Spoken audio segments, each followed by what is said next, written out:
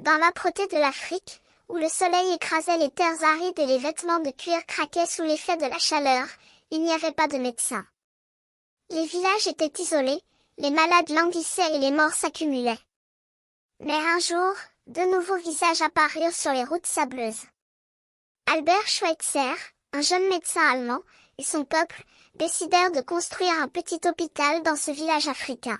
« Venez tous ici, s'il vous plaît », appela Schweitzer, sa voix chaude et solidaire. « Je suis médecin. Je suis là pour vous aider. » Les villageois, étonnés et curieux, suivirent le docteur et son équipe. Les portes de l'hôpital s'ouvrirent pour accueillir les premiers patients. Un enfant, frappé d'une jambe faible, pouvait enfin courir sans craindre de se relever. Une mère, qui avait souffert de la malaria, pouvait enfin sourire en voyant son enfant en bonne santé. Mais la route n'était pas facile. Les insectes et les animaux effrayants menaçaient de tous les côtés. Les maladies et les blessures abondaient. Schweitzer et son équipe travaillaient jour et nuit pour soigner les patients, souvent à l'extérieur de l'hôpital, sous l'ombre d'un arbre ou dans la lumière du soleil. Les mois passèrent, et Schweitzer devint une figure de confiance dans le village.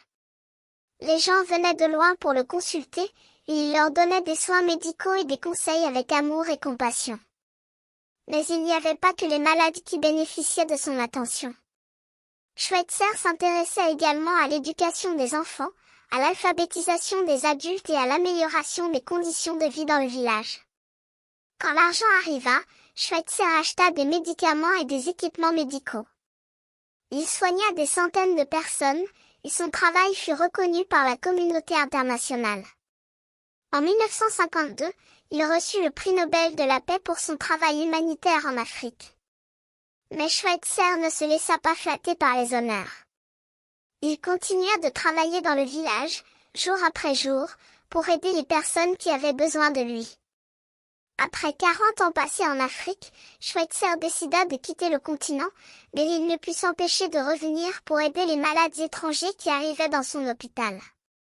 Il passa le reste de sa vie à soigner les blessés de guerre et les victimes de catastrophes naturelles.